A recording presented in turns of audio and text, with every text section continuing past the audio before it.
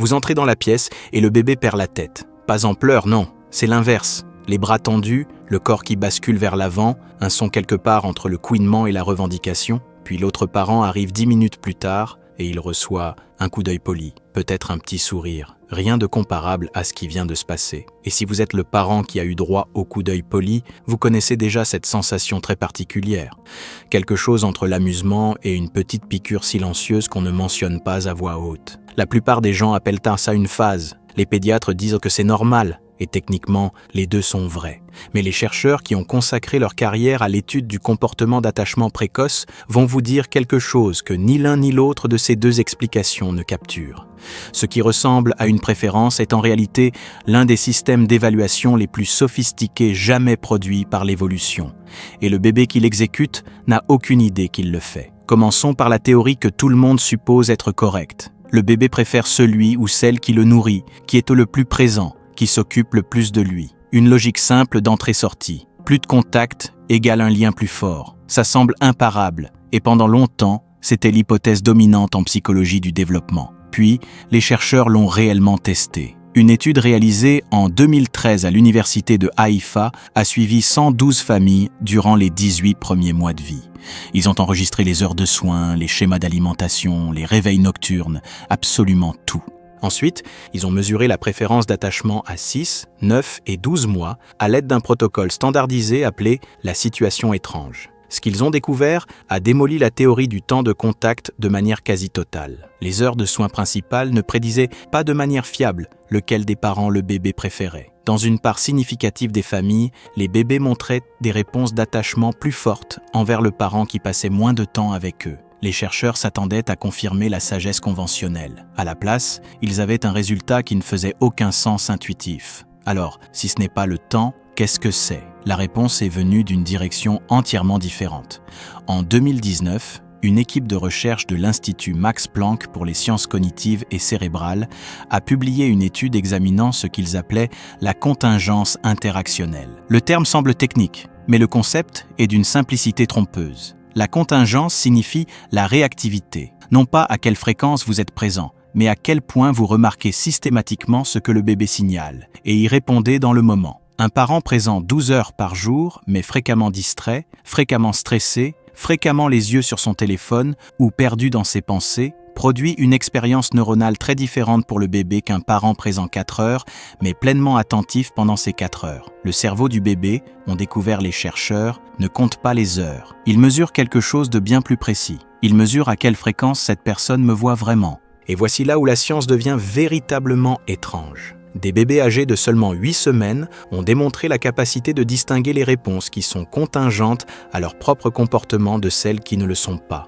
Les chercheurs ont testé cela à l'aide d'un paradigme appelé la tâche de contingence du mobile. Les nourrissons étaient reliés à un mobile via un ruban attaché à leurs jambes. Quand ils donnèrent des coups de pied, le mobile bougeait. La plupart des nourrissons ont compris ça en quelques minutes et ont commencé à donner des coups de pied avec une intention et une joie croissante. Puis, les chercheurs ont fait bouger le mobile de manière aléatoire, déconnectée des actions du nourrisson. Les nourrissons l'ont remarqué, pas d'une façon qu'ils pouvaient exprimer, mais d'une façon que les données ont clairement capturée. Des changements de rythme cardiaque, un engagement réduit, quelque chose que chez des sujets plus âgés vous appelleriez de la frustration, puis du retrait. Les chercheurs ont conclu que le cerveau du nourrisson vient préconfiguré avec un système de détection de la contingence, de la cause à l'effet, du « je fais quelque chose et c'est remarqué ». Et chaque interaction avec un soignant passe par ce même système de détection. Quand un parent capte systématiquement les signaux, le petit gémissement avant les pleurs, le changement de posture avant la crise,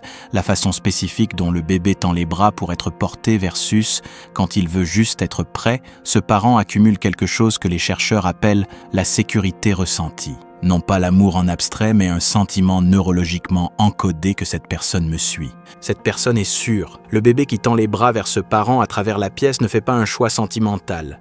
Il suit le résultat d'une évaluation qu'il fait tourner depuis les premières semaines de vie. Mais il y a une dimension supplémentaire à tout ça, et presque aucun parent n'y est préparé. Parce que la préférence n'est pas figée, et la façon dont elle évolue révèle quelque chose de remarquable sur le fonctionnement de la cognition précoce. Des psychologues du développement à l'Institut de développement de l'enfant de l'Université du Minnesota ont suivi les schémas de préférence tout au long de la petite enfance et ont trouvé un schéma constant. Entre 6 et 9 mois, la plupart des bébés se consolident autour d'une figure d'attachement principale. C'est le pic de ce qu'on appelle l'angoisse de l'étranger, et cela correspond à une réorganisation massive de la façon dont le cerveau du nourrisson catégorise le monde social.